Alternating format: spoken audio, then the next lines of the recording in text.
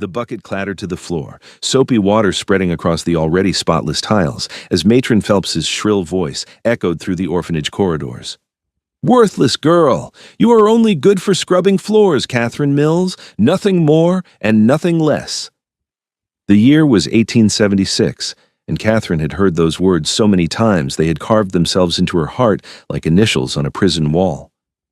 Catherine dropped to her knees, her worn cotton dress soaking up the spilled water as she scrambled to right the bucket. At 22 years old, she had spent the last 14 years within these unforgiving walls of the Rocky Mountain Orphanage in Rico, Colorado. The small mining town sat nestled in the San Juan Mountains, where silver strikes had brought fortune seekers and left behind their unwanted children. Catherine had been one of them, abandoned when fever took her parents during an outbreak that decimated half the mining camp. "I am sorry, matron," Catherine whispered, keeping her eyes fixed on the floor. Her auburn hair, once vibrant and full of life, hung in a limp braid down her back. Years of inadequate food and endless labor had left her too thin, though her features still held a delicate beauty that no amount of hardship could completely erase. Matron Phelps, a large woman whose pinched face seemed permanently twisted in disapproval, stepped closer until her polished boots nearly touched Catherine's trembling hands. "Sorry means nothing. You have been here longer than any child should be. Most girls find positions by 18, but you? Too clumsy, too quiet, too plain. No one wants you in their household, no man wants you as a wife. You will scrub floors here until you die, mark my words." The other children had learned long ago not to interfere when Matron Phelps unleashed her cruelty on Catherine. They scattered like mice, disappearing into dormitories and closets. Only little Emma, a 6-year-old with golden curls, peeked around the corner with tears in her wide blue eyes. Catherine had become like a mother to Emma and several other young ones, the only tenderness they knew in this harsh place. That evening, as Catherine lay on her narrow cot in the attic room she shared with 3 other older girls who mostly ignored her, she stared at the wooden beams overhead and wondered if the matron was right. Perhaps she truly was worthless, fit only for the endless cycle of washing, scrubbing, mending, and cooking that filled her days. The other girls her age had found positions as housekeepers, shop assistants, or wives, but Matron Phelps had turned away every potential employer who inquired about Catherine, always finding some fault to mention, some reason why Catherine was unsuitable.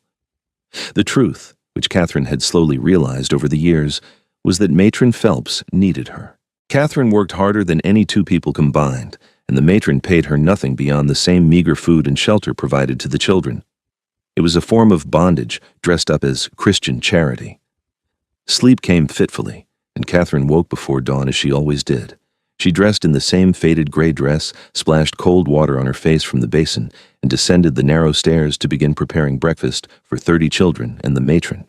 Her hands moved through the familiar motions of stoking the fire, mixing batter, slicing bread.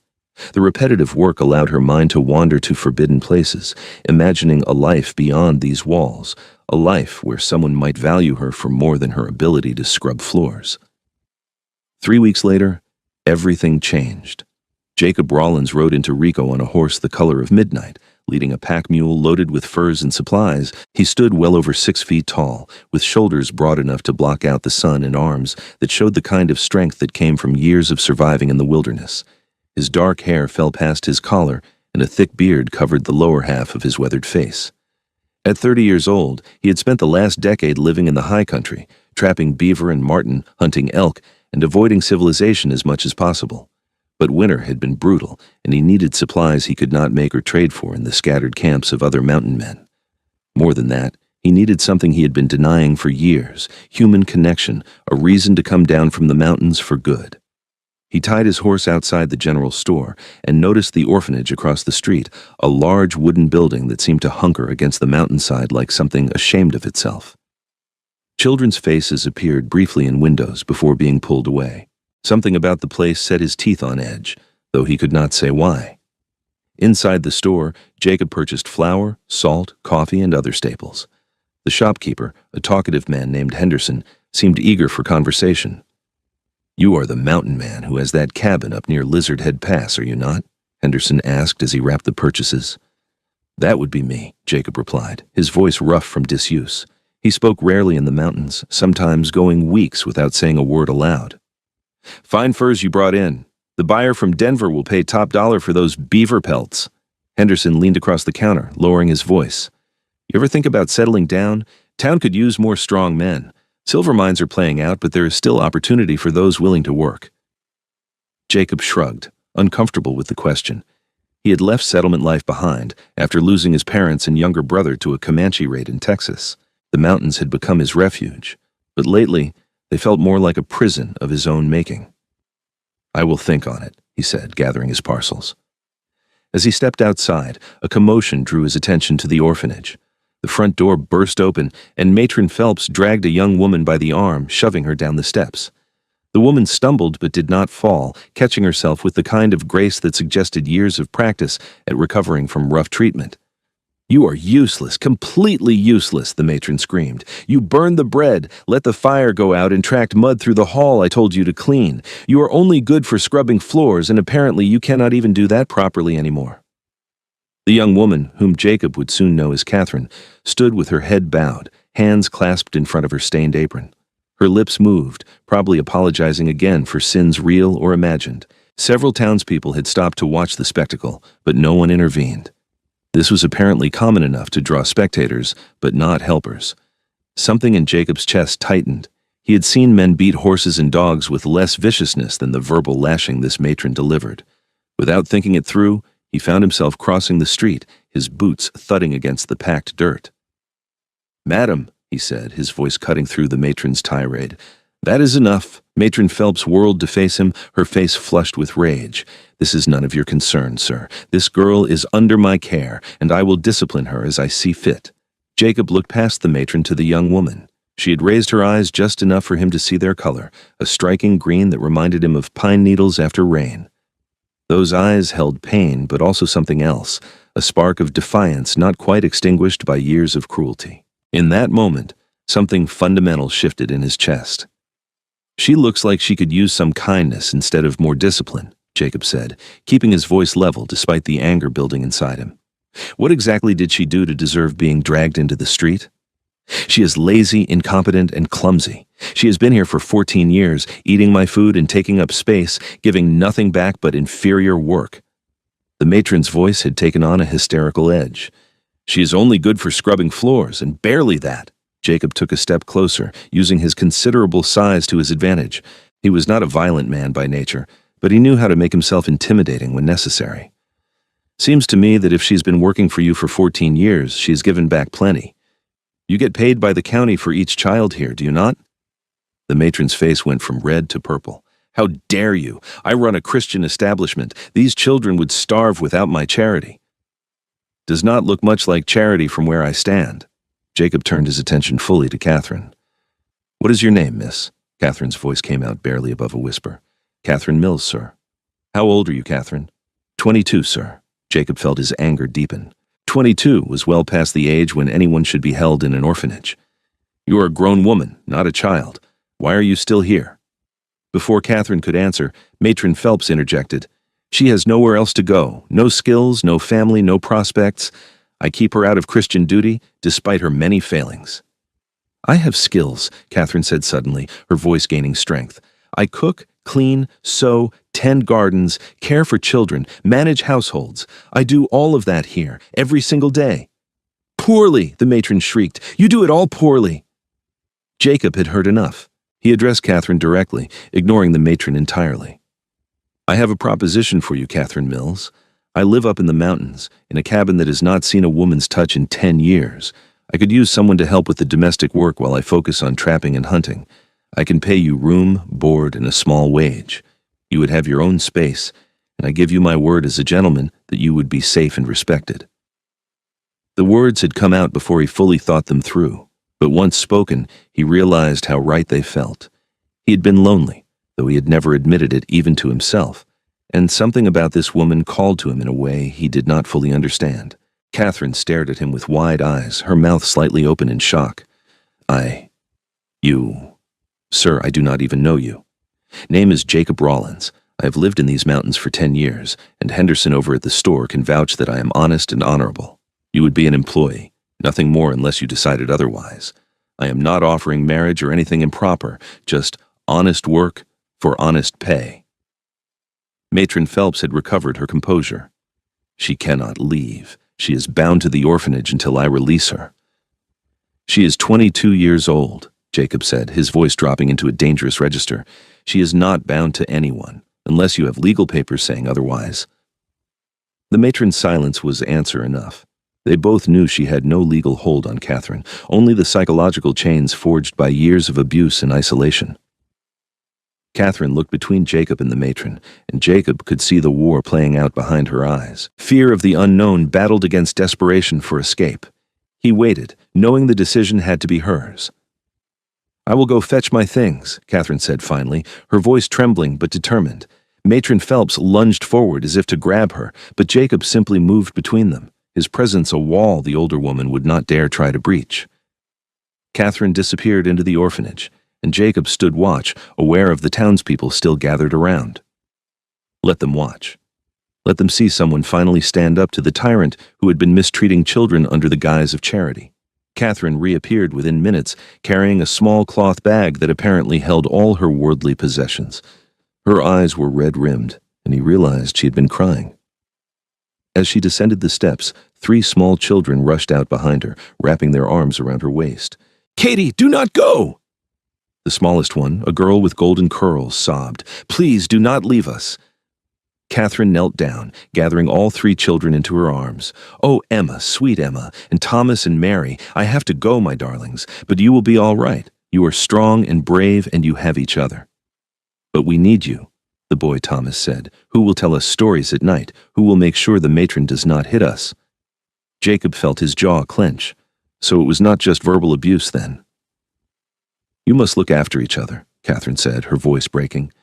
"Emma, you are clever as can be. Thomas, you are brave and strong. Mary, you are kind and gentle. You have everything you need inside yourselves.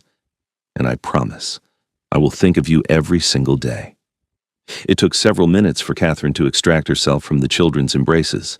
The matron had retreated into the orphanage, perhaps sensing she had already lost this battle. Jacob helped Catherine climb onto his horse, then swung up behind her.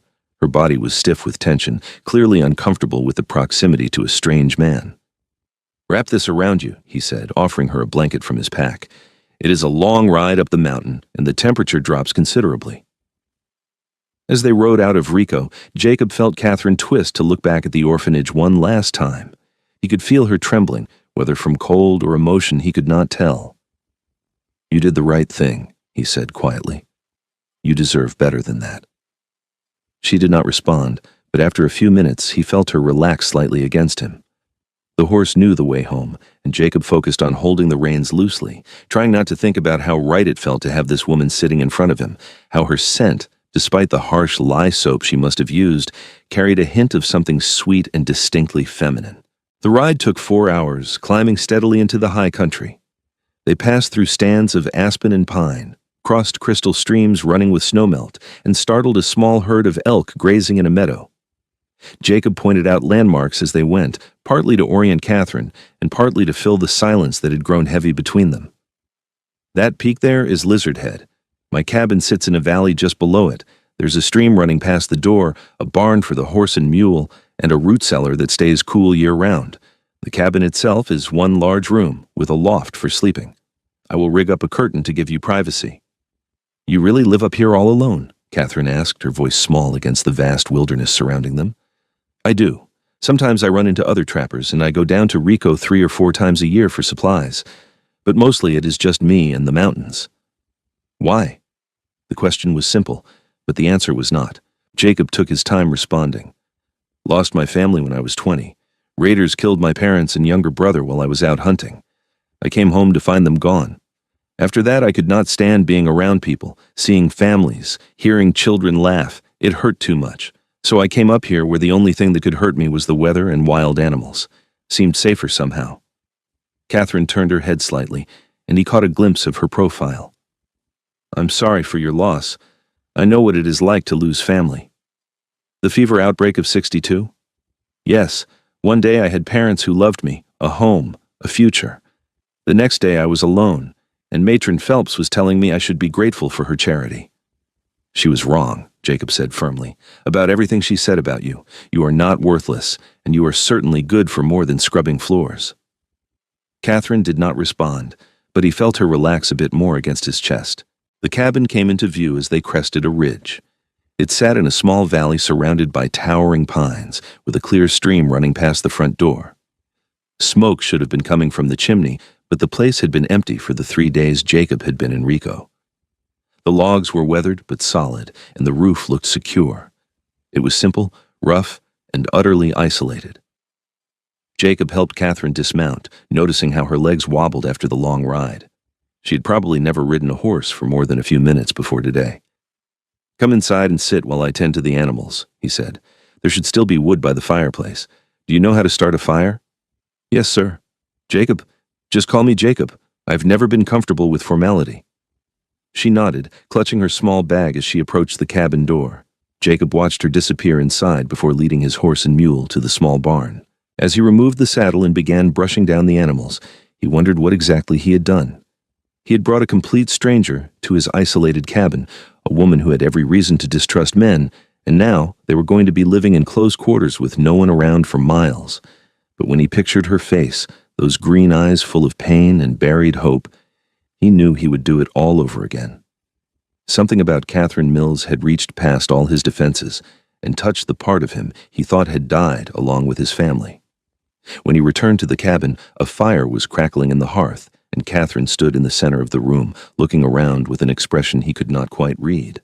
The cabin was indeed one large room, with a cooking area in one corner, a table and chairs in another, and his bed frame tucked against the far wall. A ladder led up to the loft where he stored supplies and extra furs. "I will move my things to the loft and give you the bed," Jacob said, "and I will rig up that curtain tomorrow to give you privacy for changing and such." "You do not have to give up your bed," Catherine protested. "I can sleep in the loft." "No, I brought you here, and I will make sure you are comfortable. Besides, I'm used to sleeping rough. A few nights on a bedroll in the loft will not hurt me." Catherine looked like she wanted to argue but thought better of it. Instead, she moved toward the cooking area, running her hand along the rough wooden counter. "When did you last have a proper meal?" Jacob thought about it. "Depends on what you mean by proper. I shot a deer 2 weeks ago, and I've been eating venison jerky and hardtack mostly." "Do you have any vegetables? Flour? Eggs?" "Flour, yes. I just bought supplies. No eggs unless you count the wild turkey eggs I find sometimes, and no vegetables except what grows wild." Catherine turned to look at him, and for the first time since he had met her, something like determination crossed her face. "If I am going to work for you, the first thing we need to do is plant a garden, and maybe get some chickens. A man cannot live on meat and flour alone." Jacob found himself almost smiling. "Yes, madam." As evening fell, Catherine prepared a simple meal of venison stew using some dried meat Jacob had stored, along with wild onions and herbs she found in his surprisingly well-stocked supply area. They ate in relative silence, both exhausted from the day's events and uncertain how to navigate this new arrangement. "I want to establish some rules," Jacob said as they finished eating. "So you feel safe here?" Catherine looked up, her expression guarded. "You have your space. I have mine. I will not enter your area without permission, and I expect the same courtesy. You are my employee, and I will pay you $5 a month plus room and board. If you ever want to leave, for any reason, you just say the word, and I will take you back to Rico or anywhere else you want to go. And most importantly, you never have to be afraid of me. I give you my word that I will never hurt you or force myself on you in any way." Catherine's eyes had filled with tears. "Why are you being so kind to me? You do not even know me." Jacob considered the question carefully. "I saw something in you today, standing there in the street while that woman tore you down. You could have been broken, and you had every right to be. But there was still fight in you, still hope buried deep. You reminded me that maybe it is time I came back to the world of the living, and maybe we can help each other do that." "I do not know if I remember how to hope," Catherine said quietly. 14 years is a long time. "Then we will learn together." That night, as Jacob lay in the loft listening to the soft sounds of Catherine settling into the bed below, he wondered what had possessed him. He had lived alone for a decade, content with solitude. Now he had invited a woman into his life, into his home, and everything felt suddenly uncertain and terrifying. But also right. Somehow, impossibly right. The next few weeks fell into a routine that surprised both of them with its ease. Catherine proved to be everything the matron had said she was not: skilled, hard-working, and intelligent. She cleaned the cabin thoroughly, organized his chaotic supplies, mended his clothes, and cooked meals that made him realize how much he had been merely surviving rather than living. More than that, she transformed the space itself. She found wildflowers and placed them in a chipped mug on the table. She aired out the furs and blankets, washed the windows until they gleamed, and somehow made the rough log cabin feel like a home. Jacob, for his part, kept his word about giving her space and privacy. He hung a heavy blanket to section off the sleeping area, giving her a corner of the cabin that was hers alone. He built her a proper dresser from pine logs and made sure to announce his presence before entering the cabin, giving her time to prepare for his arrival. But despite his best intentions to keep things strictly professional, Jacob found himself increasingly aware of Catherine in ways that had nothing to do with her work. The way she hummed softly while cooking, the grace of her movements as she went about her tasks, the rare smiles that lit up her face when something pleased her. She was beautiful, he realized, though years of mistreatment had taught her to hide that beauty behind plain dresses and a bowed head. One morning, about 3 weeks after Catherine's arrival, Jacob came in from checking his trap lines to find her kneeling in front of the cabin, marking out a large rectangle in the dirt. "Garden plan?" he asked. She looked up, shading her eyes against the morning sun. "Yes. If we plant now, we can have vegetables by late summer. Potatoes, carrots, beans, squash, maybe even some corn if the season is long enough." Jacob crouched beside her, studying the layout she had drawn. "You know farming? My father had a garden before he died. I remember helping him plant and weed, and the orphanage had a large garden that I tended for years. Matron Phelps said I had a gift for growing things, though she usually said it like it was a character flaw." "There is nothing flawed about being able to coax life from the earth," Jacob said. "I will help you turn the soil. The ground is still cold, but it should warm up enough for planting in another week or two." Working together in the garden over the next several days, Jacob and Catherine began to talk more freely. Catherine shared carefully edited stories of her childhood before the fever, and Jacob found himself opening up about his family in ways he had not done in years. "My brother Samuel was only 12 when he died," Jacob said one afternoon as they cleared rocks from the garden plot. "He wanted to be a doctor. Used to follow our mother around, learning about herbs and remedies. He was smart as a whip, always reading when he could get his hands on a book." "What would he think of you now, living up here in the mountains?" Catherine asked gently. Jacob paused, leaning on his shovel. "I think he would understand why I left, but he would be disappointed that I stayed away so long.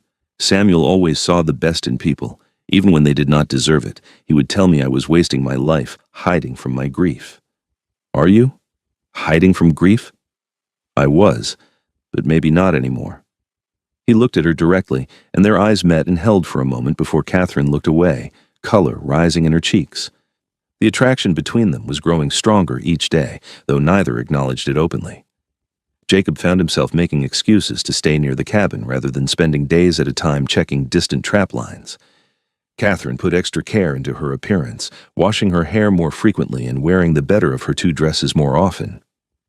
One evening, after a supper of roasted rabbit and the first spring greens Catherine had foraged near the stream, Jacob pulled out a worn harmonica he kept in his pack. "Do you mind music?" he asked.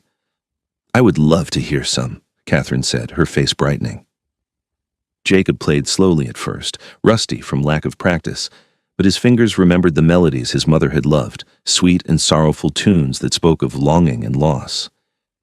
Catherine closed her eyes, swaying slightly in her chair, and Jacob watched her face transform as the music washed over her. When he finished the last note, Catherine opened her eyes and he saw tears on her cheeks. "That was beautiful," she whispered. "I had forgotten how much I missed music. We never had any at the orphanage except for hymns on Sunday, and Matron Phelps had a terrible voice." "My mother played the fiddle," Jacob said. "She tried to teach me, but I could never get the hang of it. The harmonica was easier." "Would you play something happier? Something people might dance to?" Jacob obliged, launching into a lively jig. Without thinking, he stood and held out his hand. "Dance with me?" Catherine hesitated only a moment before placing her hand in his. It was the first time they had touched beyond accidental brushes while working, and Jacob felt electricity shoot up his arm at the contact. He led her in a simple country dance, spinning her around the small cabin while he attempted to play and dance at the same time. They both ended up laughing breathlessly, Catherine's face flushed and genuinely happy for the first time since he had known her. I cannot remember the last time I danced, Catherine said, still holding his hand. Maybe never. The orphanage did not allow such frivolity. Then we will have to do it more often, Jacob said. He realized he was still holding her hand and reluctantly released it. The loss of contact felt like a physical pain. That night, lying in the loft, Jacob admitted to himself what had been growing clearer each day. He was falling in love with Catherine Mills. Her strength, her gentleness, her resilience, her quiet beauty, all of it called to something deep in his soul. But he had promised her safety and respect, promised that she was just an employee. How could he tell her his feelings had changed without making her feel trapped? She had nowhere else to go. If he declared himself, and she did not return his feelings, she would feel obligated to leave, or, worse, to accept him out of gratitude or fear. The ethical dilemma kept him awake long into the night. Catherine, lying in her curtained alcove below, struggled with her own realization. She was falling for her employer, the mountain man who had rescued her from a life of servitude. Jacob was everything she had never dared to dream of, strong, kind, honorable, and gentle despite his rough exterior. When he looked at her, she felt seen in a way she never had before, not as a burden or a servant, but as a person of value. But how could she ever tell him? He had been clear that she was an employee, nothing more. She had no money, no skills beyond the domestic, nowhere to go if this arrangement ended. Confessing her feelings would put them both in an impossible position. If he rejected her, she would have to leave. And even if by some miracle he returned her feelings, how could she ever be sure it was not just loneliness and convenience driving him? Spring advanced into early summer, and the garden they had planted together began to show green shoots pushing up through the dark earth. Jacob brought home a setting hen and 6 chickens he had traded for Enrico, along with lumber to build a proper hen house. Catherine clucked over the birds like they were her own children, talking to them as she scattered feed and collected the eggs they soon began producing. The domesticity of it all should have felt stifling to Jacob after years of wilderness freedom, but instead, it felt like coming home after a long exile. One afternoon in late June, Catherine was washing clothes in the stream when she heard a commotion near the cabin. She dropped the shirt she was scrubbing and ran back to find a black bear nosing around the hen house, attracted by the smell of the chickens. The birds were in a panic, and Catherine knew if the bear got inside, they would all be killed. Without thinking, she grabbed a pot and wooden spoon and began banging them together while shouting at the top of her lungs, "Get out of here! Go on, get!" The bear, a young male not yet fully grown, startled at the noise and turned toward her. For a terrifying moment, Catherine thought she had made a fatal mistake. Then Jacob appeared from the tree line, his rifle raised. He fired a shot into the air, the report echoing off the mountains, and the bear bolted into the forest. Jacob ran to Catherine, who was shaking so hard she dropped the pot. "Are you insane?" he shouted, grabbing her shoulders. "You never approach a bear. You could have been killed." "The chickens," Catherine stammered. "I could not let it kill the chickens." "The chickens are not worth your life." Jacob pulled her against his chest, his heart pounding so hard she could feel it through his shirt. "God, Catherine, you scared me half to death." She realized he was holding her, really holding her, his arms wrapped tightly around her as if he could shield her from all danger. Slowly, she raised her arms and hugged him back, feeling the solid strength of him, the warmth of his body, the way his breath stirred her hair. "I am sorry," she whispered. "I did not think. I just reacted." Jacob pulled back just enough to look down at her face. His hands came up to cup her cheeks, and Catherine saw something in his eyes that made her breath catch. "I cannot lose you," he said roughly. "Do you understand? I cannot lose you." "Jacob," she breathed, and then his mouth was on hers. The kiss started gentle, almost tentative, as if he was afraid she might pull away. But Catherine rose on her toes and kissed him back with all the longing she had been suppressing for weeks. His arms tightened around her, and the kiss deepened, becoming urgent and desperate. All the walls they had carefully maintained between them came crashing down in that moment. When they finally broke apart, both breathing hard, Jacob rested his forehead against hers. "I am sorry. I should not have done that. I promised you that you would be safe here, that I would not force myself on you." "You did not force anything," Catherine said, her hands fisted in his shirt. "I wanted you to kiss me. I've wanted it for weeks now." "You have?" Jacob pulled back to search her face. "Catherine, I need you to be honest with me. Do you have feelings for me, or are you just grateful that I brought you here?" "At first, maybe it was gratitude," Catherine admitted. "But Jacob, it has been so much more than that for a while now. You make me laugh. You make me feel valued. When you look at me, I do not see pity or disdain in your eyes. I see respect and something else, something that makes me hope for things I thought I would never have. Like what? His voice was soft, his thumb stroking her cheekbone with infinite tenderness. Like love. Like a real home. Like a future that is not just an endless line of floors to scrub. Jacob closed his eyes, his expression almost pained. I love you, Catherine. I think I have loved you since I saw you standing in that street, refusing to be completely broken despite everything that woman said. You are the bravest, strongest, most beautiful woman I have ever known, and you are so much more than what anyone told you that you were.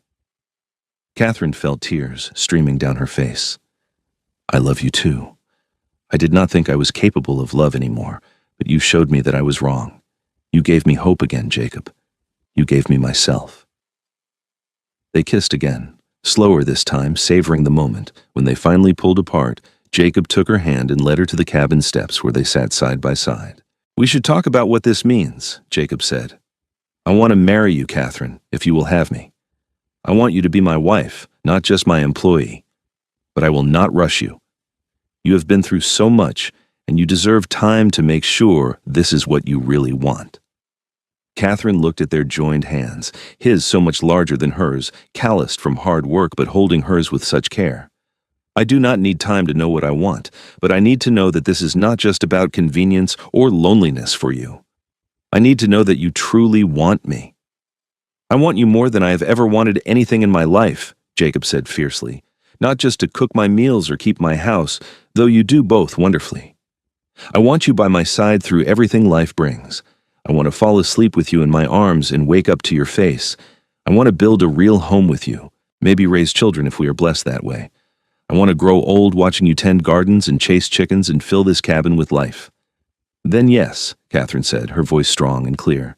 Yes, I will marry you. Jacob swept her up in his arms, spinning her around as she laughed.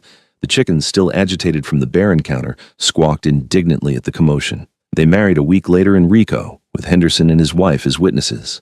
The ceremony was simple, held in the small church at the edge of town.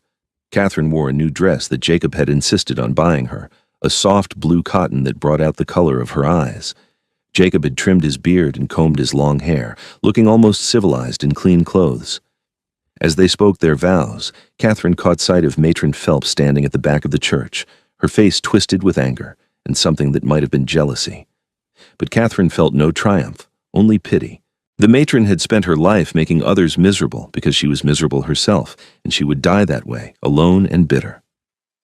Catherine turned her attention back to Jacob, to the man who had shown her what love really meant, and spoke her vows with her whole heart. The ride back to the cabin as husband and wife felt different, charged with possibility and promise. Jacob had prepared the cabin as best he could, filling it with wildflowers and making sure everything was clean and welcoming. He had even rigged up a better curtain system to create a more private sleeping area, though Catherine suspected they would not be needing separate spaces anymore. That night, they came together as husband and wife with tenderness and passion. Jacob was gentle, aware that Catherine had never known a man's touch before, taking his time to make sure she felt cherished and safe. Catherine, in turn, gave herself completely, trusting him with her body as she had learned to trust him with her heart.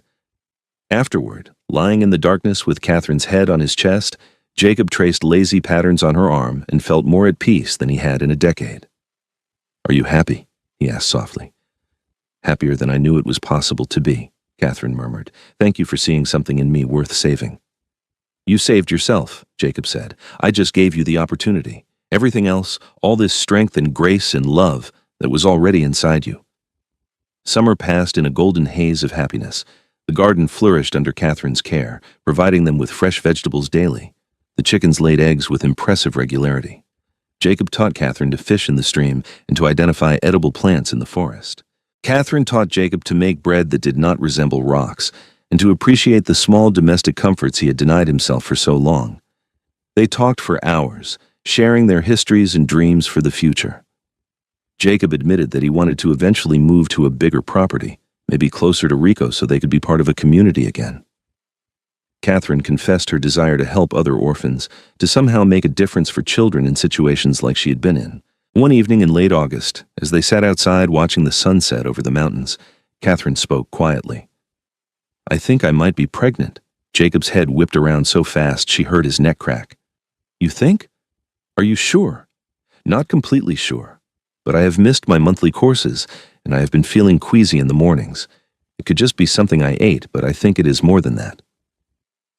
Jacob's face went through a series of expressions: shock, joy, fear, wonder, before settling on pure happiness.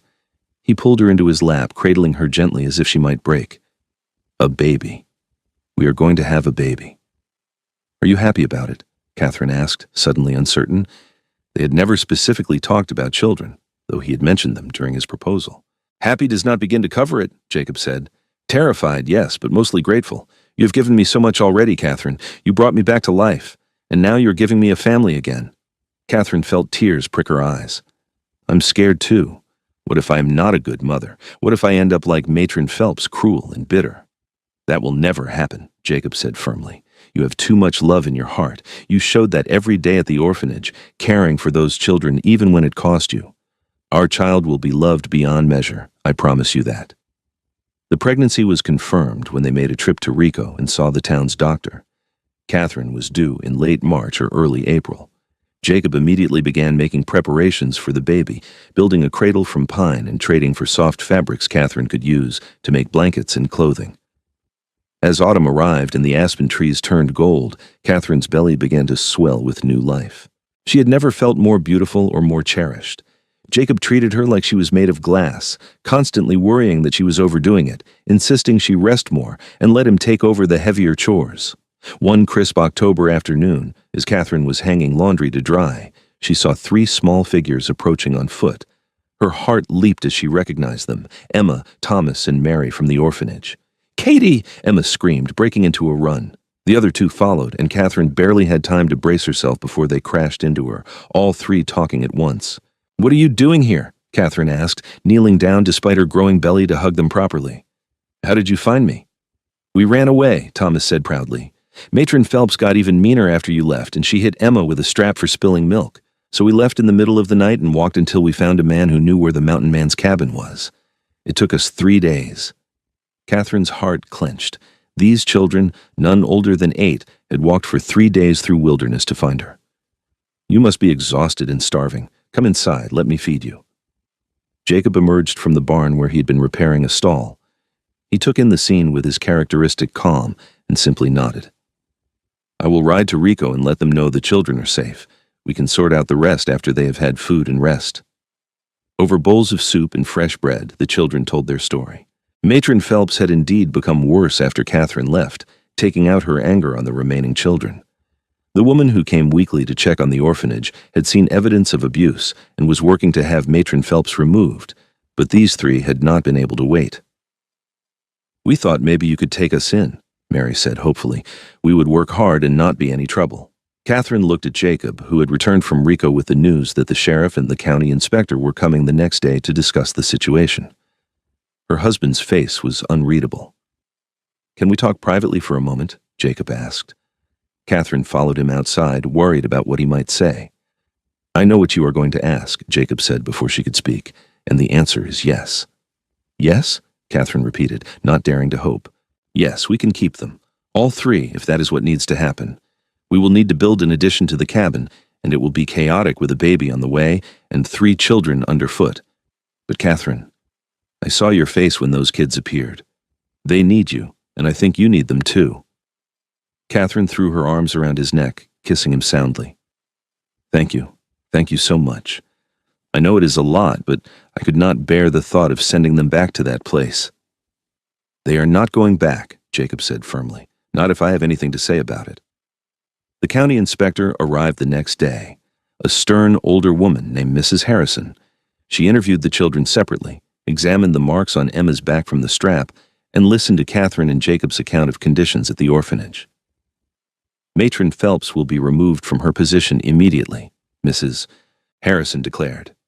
The county has been receiving complaints for months, but we needed solid evidence. These children's testimony, combined with the physical evidence of abuse, is more than enough. As for their placement, ordinarily they would be transferred to another orphanage in Durango. However, if you are willing to take them on, I can approve immediate foster placement with the possibility of adoption. "We will take them," Catherine and Jacob said simultaneously. Mrs. Harrison allowed herself a small smile. "Very well. I will need to conduct home visits quarterly to ensure the children are being properly cared for, but from what I have seen here today, I have no concerns. You have a lovely home, and these children clearly adore you both." After she left, Catherine gathered the children together and told them the news. Emma burst into tears of joy, while Thomas tried to look brave and manly despite his own tears. Mary simply smiled, a deep, peaceful smile that said she had known all along everything would work out. That winter tested them all. Jacob spent weeks building an addition to the cabin, creating a separate room for the children with 3 small beds and a window overlooking the stream. Catherine taught the children to read and write using a primer Jacob brought from Rico, and she told them stories every night before bed, just as she had at the orphanage. The children adapted to mountain life with surprising ease. Thomas proved to have a talent for working with animals and helped Jacob tend the chickens and the horse. Emma discovered a love of cooking and became Catherine's shadow in the kitchen. Mary, the quietest of the 3, had an artist's eye and spent hours drawing pictures of the mountains and forests around them. As Catherine's pregnancy advanced, the children took on more responsibilities without being asked. They understood, in the way children often do, that they were part of something special, a family born not from blood but from choice and love. Catherine went into labor on a cold night in early April. Jacob sent Thomas running to Rico to fetch the doctor while he stayed with Catherine, holding her hand and wiping her brow with a cool cloth. Emma and Mary huddled in the children's room, trying to be brave as they listened to Catherine's cries. The birth was long and difficult, and there were moments when Jacob feared he might lose her. But Catherine was strong, stronger than anyone gave her credit for, and as dawn broke over the mountains, she delivered a healthy baby boy. Samuel, Catherine gasped as Jacob placed the squirming infant in her arms. "We should name him Samuel, after your brother."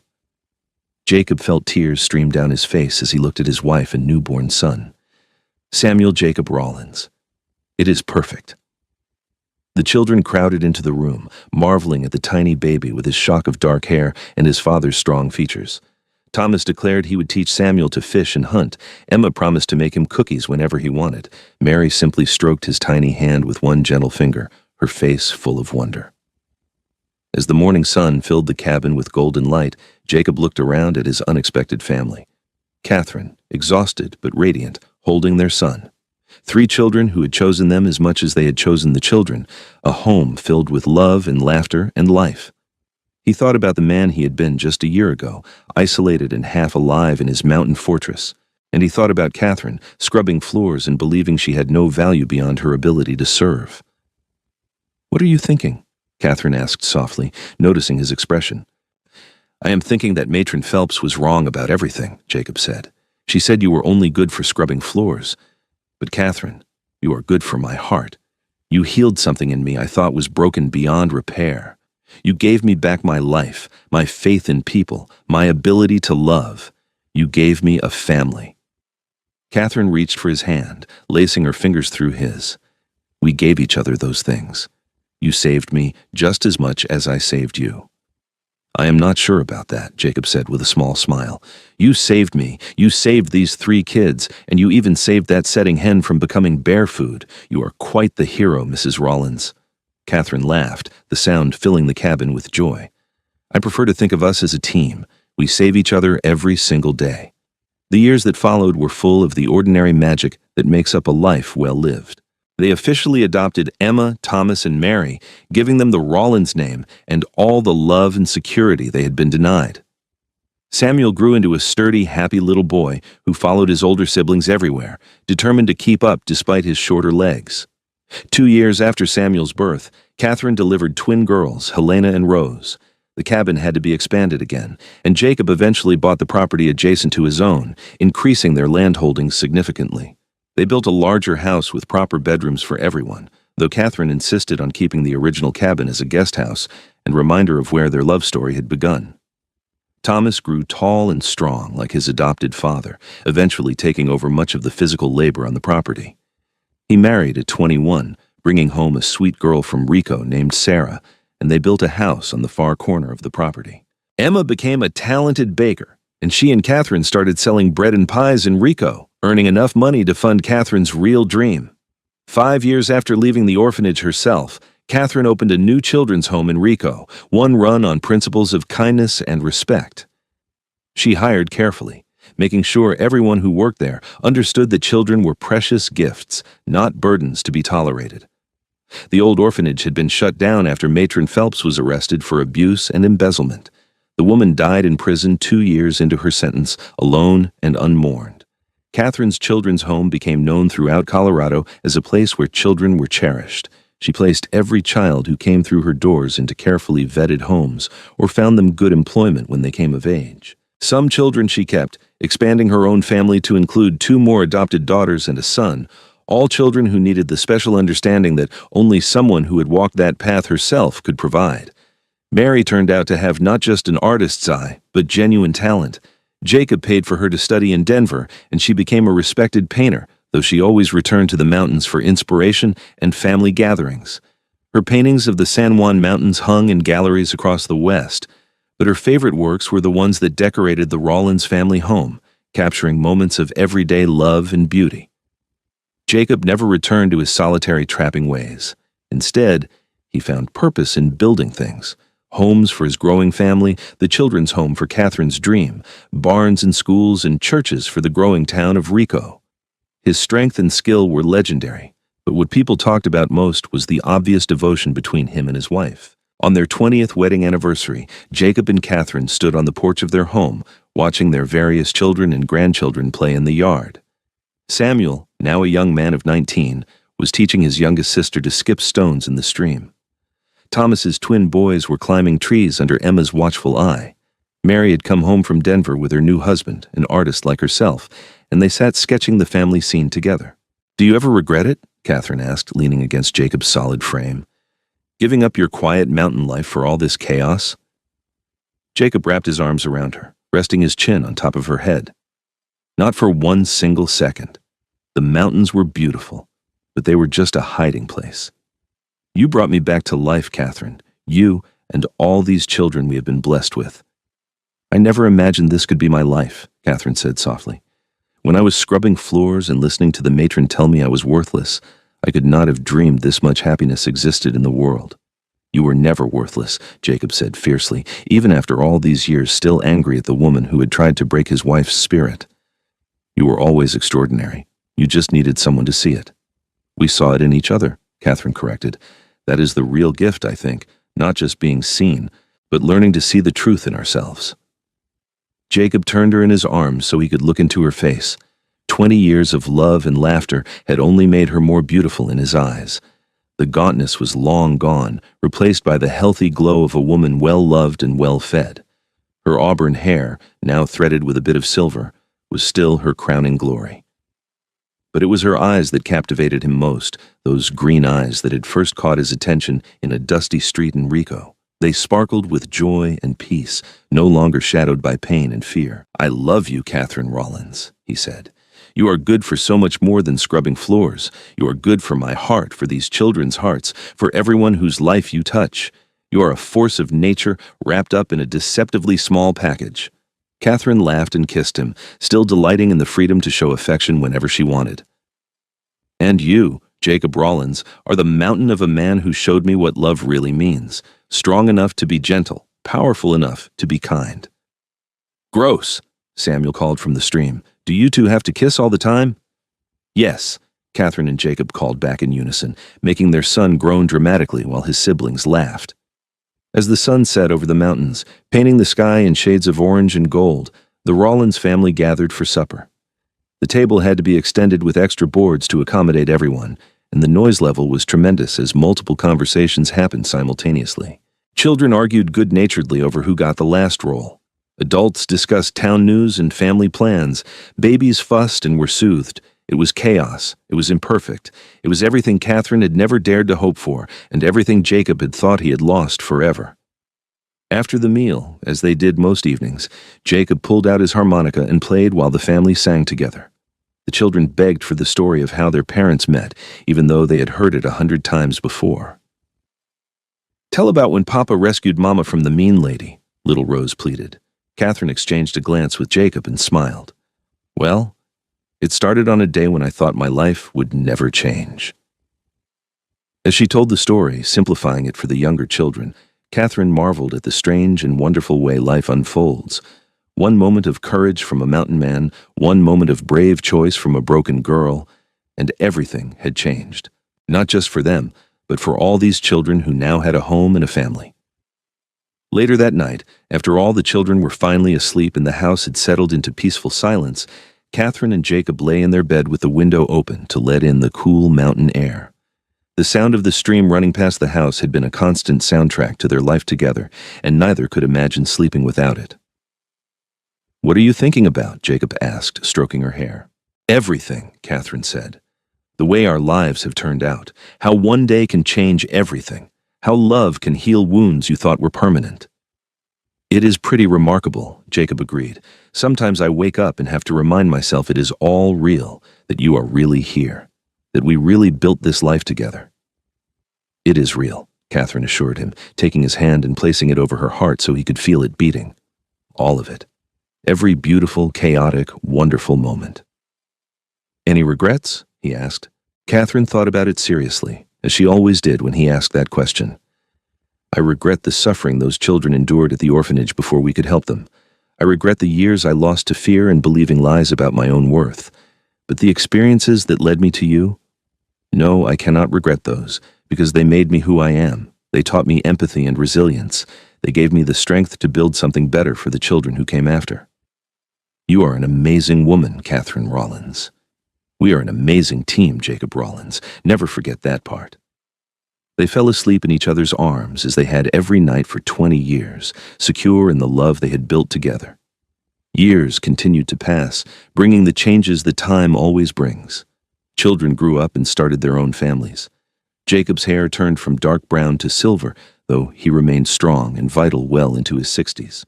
Catherine's face gained lines around her eyes and mouth, lines earned from years of smiling and laughing. The children's home Catherine founded continued to thrive, and she trained a younger woman to eventually take over so she could focus more on her growing family. Emma's Bakery became famous throughout the region, and she eventually opened a second location in Durango. Thomas became a rancher and landowner in his own right, though he always remained close to his parents. Mary's paintings hung in museums and private collections across the country, but she never forgot where she came from or who had given her the freedom to pursue her dreams. Samuel, their firstborn biological child, became a doctor, fulfilling the dream his namesake uncle had held. He opened a practice in Rico and provided medical care to the entire region, often for little or no pay when families were struggling.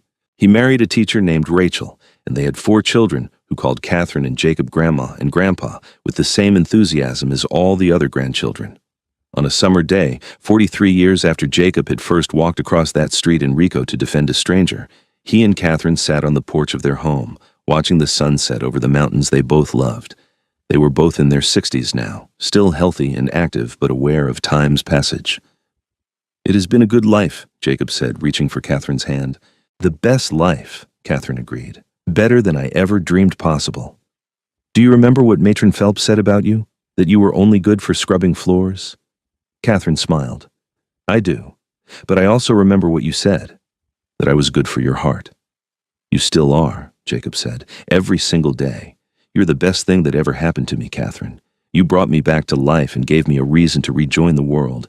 Everything good in my life traces back to you." "We gave each other everything," Catherine said. "That is what real love does. It multiplies joy and divides sorrow. It makes 2 people stronger together than they ever could be apart." As stars began to appear in the darkening sky, their children and grandchildren began arriving for the weekly family supper they still maintained. The house filled with noise and laughter, with hugs and stories, with all the beautiful chaos of a family built on love. Jacob pulled Catherine close, breathing in the familiar scent of her, feeling grateful for every single day they had been given together. From a chance encounter on a dusty street to a lifetime of love and family, their story had unfolded in ways neither could have imagined. "Thank you," he whispered into her hair. "For what?" Catherine asked. "For being brave enough to leave with a stranger, for taking a chance on a broken mountain man who did not know how to live among people anymore, for loving me and building this amazing life with me, for being exactly who you are." Catherine pulled back to look into his face, seeing the love and gratitude shining in his eyes. Thank you for seeing past the broken girl scrubbing floors to the woman I could become. Thank you for giving me a home, a family, a purpose, and a love that has sustained me through everything. Thank you for being my mountain man, my protector, my partner, my love. They kissed, soft and sweet, a kiss that spoke of decades of devotion and a love that had only grown deeper with time. Around them, their family laughed and talked, the legacy of two people who had found each other when both were lost. Catherine Mills, who had once believed she was only good for scrubbing floors, had built an empire of love. She had rescued countless children, raised a family that spanned 2 generations, and created a home that was a beacon of warmth and welcome to everyone who entered. Jacob Rawlins, who had hidden in the mountains to escape his pain, had found healing in the arms of a woman society had discarded. He had built homes and buildings that still stood strong, but his greatest construction was the family he and Catherine had created together. As the evening wore on and the mountains stood silent, witness to another family gathering, Catherine reflected on the journey that had brought her here. From orphan to servant to beloved wife and mother, her path had been long and difficult, but every step had been worth it. She thought of that day in the street, when a tall stranger had stepped between her and the matron's wrath.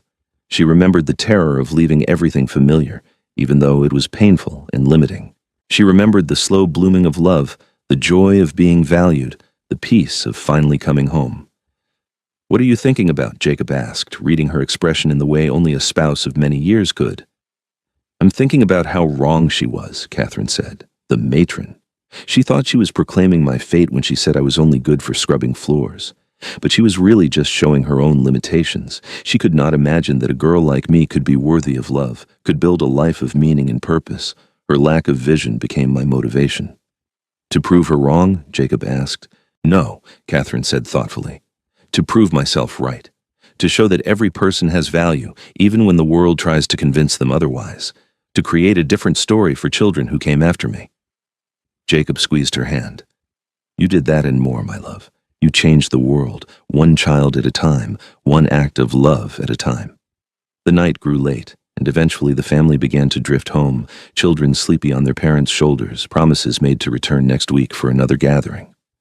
Catherine and Jacob saw them off, standing together on the porch as wagons and horses carried their beloved family back to their own homes. When the last light had disappeared down the road, they went inside to their quiet house. Catherine banked the fire while Jacob locked the doors, the comfortable routine of partners who knew each other's rhythms perfectly. In their bedroom, they prepared for sleep in the peaceful silence of long companionship. As they lay down together, Catherine curled into Jacob's side, her head on his chest, his arm around her shoulders. "Good night, my heart," Jacob murmured. "Good night, my mountain man," Catherine replied. They drifted off to sleep together as they had for more than 4 decades, 2 souls who had found each other against all odds and built a love that would echo through generations. The mountains stood eternal outside their window, witness to a love story that had begun with cruelty and transformed into a testament to the healing power of kindness.